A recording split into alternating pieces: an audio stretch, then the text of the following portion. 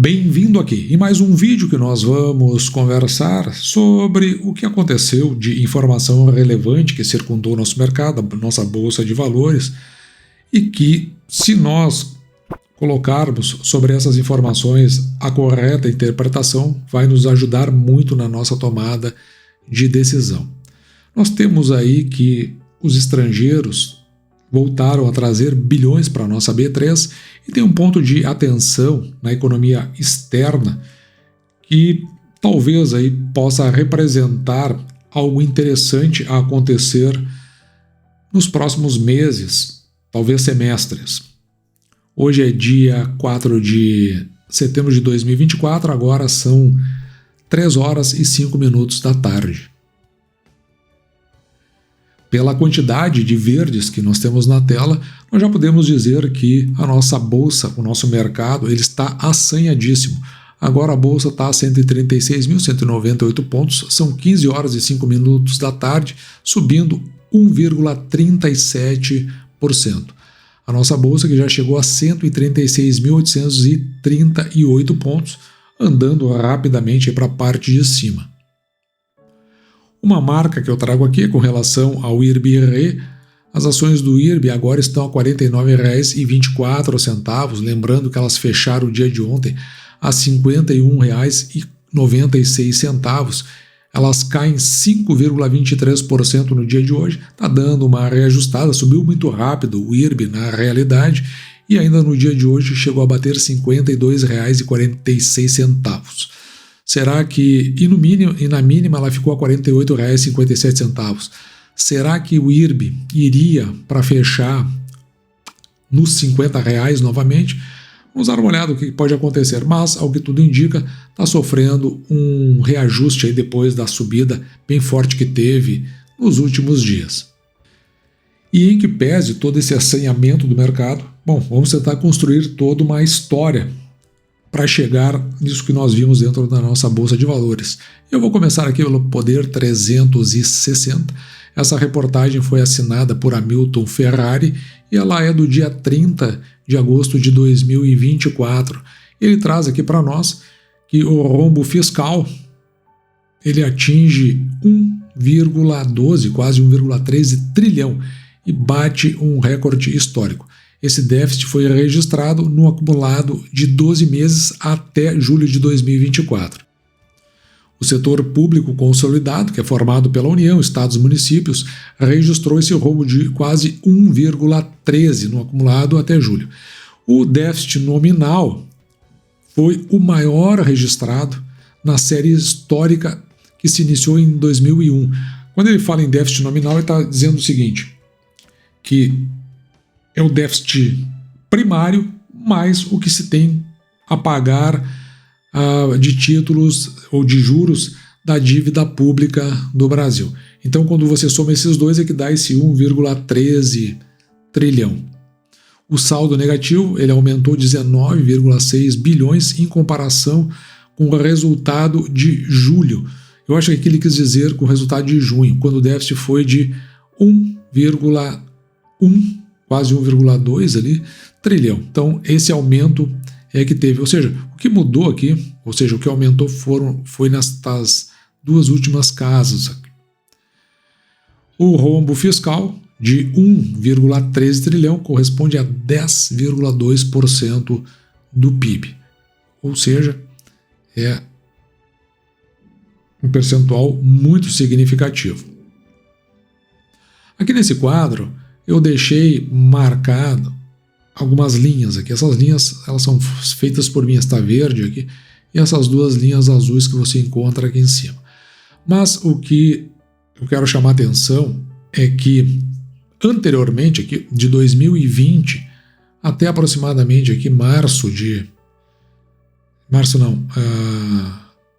janeiro aqui, né, de 2021, veja que nós olhamos para cá e enxergamos esse déficit nominal, que estava em 1 trilhão e 16 bilhões.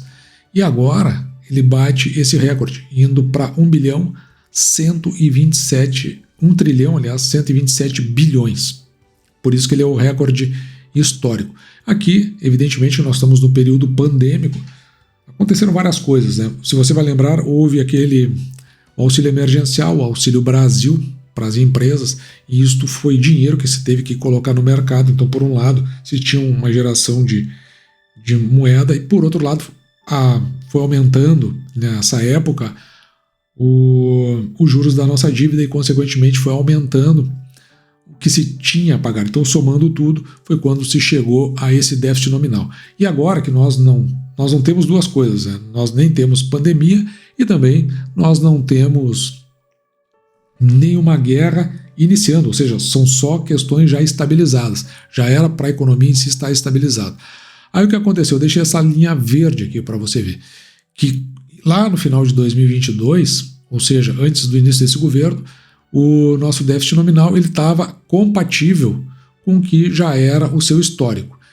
No entanto, veja que o aumento do déficit, ou seja, indo nessa linha negativa, ele é absurdo, ou seja, a gente nota claramente um descontrole nas contas públicas que pode ter um efeito bem significativo. Lembrando que é por conta desse, justamente aqui, ó, do que se tem a pagar em juros, ou seja, pelo aumento da dívida, é exatamente isso o que está fazendo com que a nossa economia ela tenha um crescimento representado pelo seu produto interno bruto. Então não é com base num crescimento interno, mas sim por um aumento do seu endividamento, que foi o que eu coloquei no vídeo de ontem, que eu vou deixar aqui no final. Então essa é a explicação geral. Até julho foi o que nós vimos deste valor aqui. A despesa com o serviço da dívida corresponde a 77,1% de todo o rombo nominal das contas públicas. Então, restando aqui o que seria o déficit primário, a gente vai ver aí em torno de 23% aproximadamente. Parte para a explicação do gasto elevado é a taxa básica, que é a Selic, claro, né? Porque daí faz aumentar esse valor aqui, que é a parcela dos juros da dívida pública a ser pago.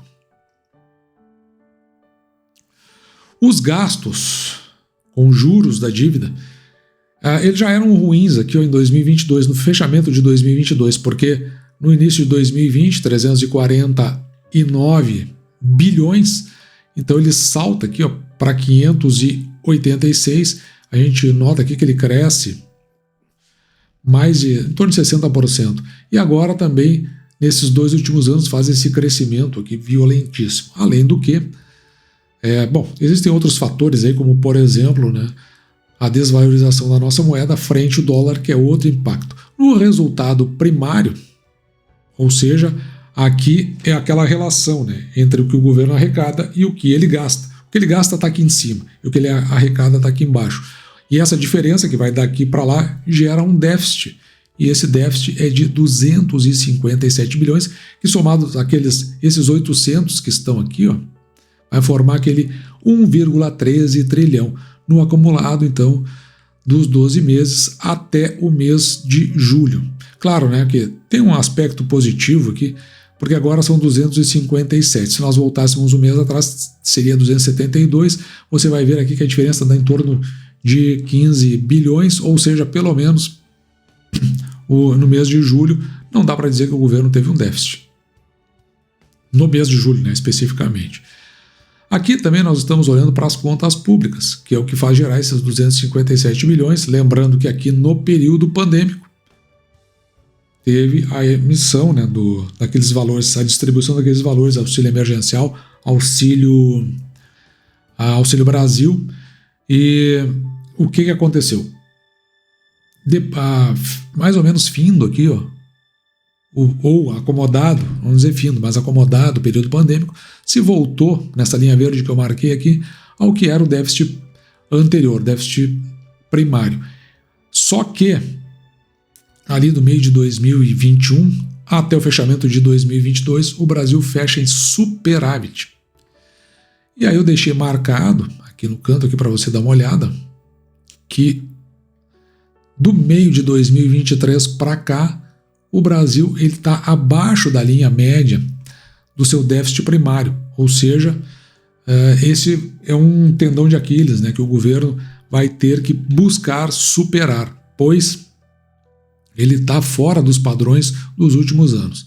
A dívida bruta, por outro lado, aqui ela compõe a dívida bruta, né, é o que é formado pelo o governo no geral, mais o INSS e mais o governo geral é o governo federal, mais os governos regionais. E veja que, conforme eu disse no vídeo de hoje, está andando muito rapidamente para 80% do PIB, que, aliás, é uma das chamadas de atenção feita pelo Fundo Monetário Internacional, ou seja, um dos indicadores que está ruim na economia brasileira. Indo nessa linha de construção da nossa ideia, no nosso raciocínio, eu peguei essa notícia aqui da Bloomberg Linha, assinada por Ruth Carson, do dia 3 de dezembro de 2024, do dia de ontem, portanto, onde o investidor que previu o choque do iene, ele vê agora risco num abalo mais profundo. Ele é desse fundo aqui e avalia que a disparada recente da moeda japonesa é o primeiro movimento que pode haver mais volatilidade logo ali na frente. Essa volatilidade, evidentemente, está dentro da variação das moedas.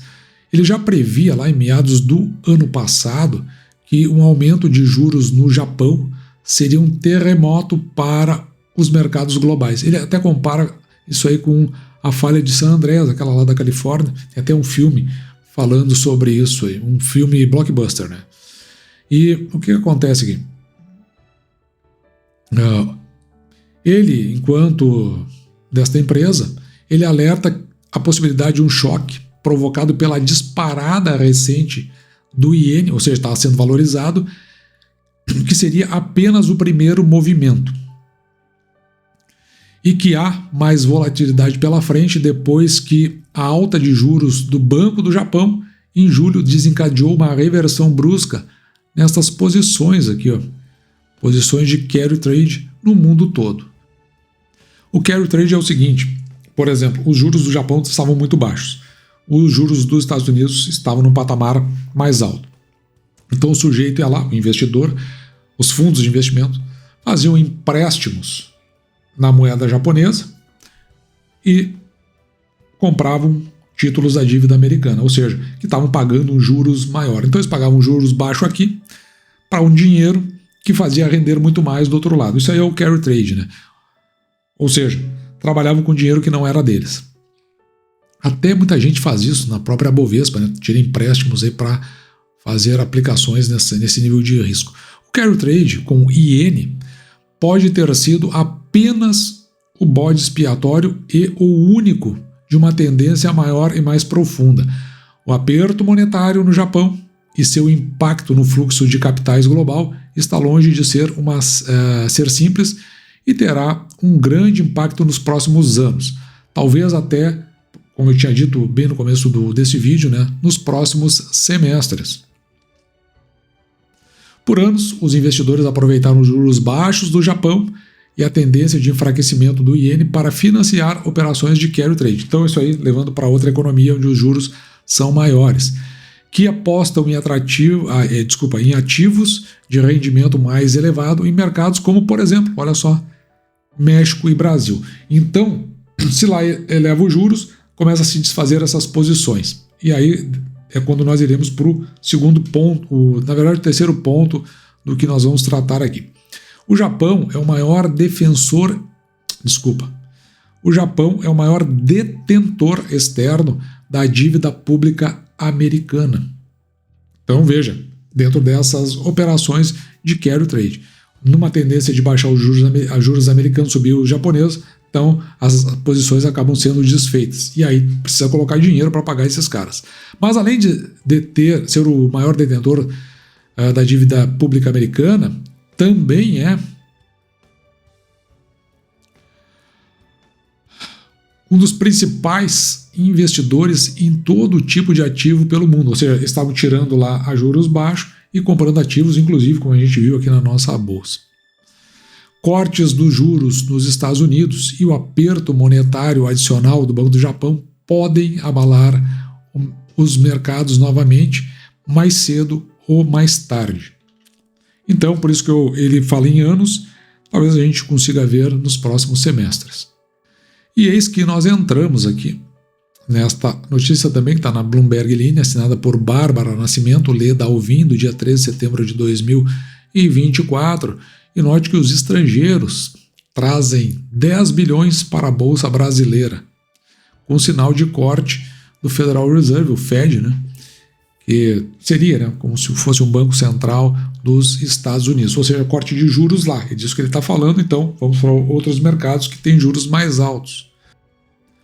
Agosto foi o segundo mês consecutivo com entrada líquida de recursos estrangeiros para as ações do país. Lembrando que nós havíamos perdido esses recursos durante o primeiro semestre. Então, julho, né, inicia o semestre, agosto, o segundo mês do segundo semestre, e aí que começa a entrar recurso. Os investidores estrangeiros aumentaram as compras de ações brasileiras e marcaram em agosto o segundo mês consecutivo de entrada de recursos no país, depois de um primeiro semestre, como eu disse, né, de saídas expressivas. No mês passado, estrangeiros adquiriram 10 bilhões em papéis da Bolsa Brasileira, de acordo com o B3, o maior número desde dezembro, aqui ele não fala, né, mas é dezembro de 2023, ou seja, foi um semestre que houve uma saída de recursos, o primeiro semestre de 2024, e agora a gente observa uma entrada. Mais do que um aumento da atratividade doméstica, o retorno desses investidores responde a uma busca por ativos de maior risco em emergentes. Maior risco que ele quer dizer é ações, tá? Diante da sinalização da redução dos juros lá pelo Banco Central Americano. O catalisador primordial é o cenário lá fora, para esse aumento, né, que se está vendo agora na Bolsa de Valores, que a gente viu aí que a nossa Bolsa continua, como eu disse, assanhadíssima. Isso porque, em discurso do presidente do Fed, o Jerome Powell, que ele fez lá em Jackson Hole, onde participou o presidente do nosso Banco Central. Eu também fiz vídeo aqui comentando esse assunto. E ele selou, né, que chegou a hora de um corte de juros. Embora o ciclo de flexibilização do Fed prometa impulsionar o mercado de ações, a volatilidade recente do câmbio doméstico, ou seja, o dólar mais caro aqui para nós, e a perspectiva de alta da Selic pode, que eu já falei no vídeo anterior, que eu vou deixar no final, aumento da Selic, podem diminuir o apetite dos investidores por ativos locais. Por isso que a nossa bolsa até pode entrar num período meio morno ali.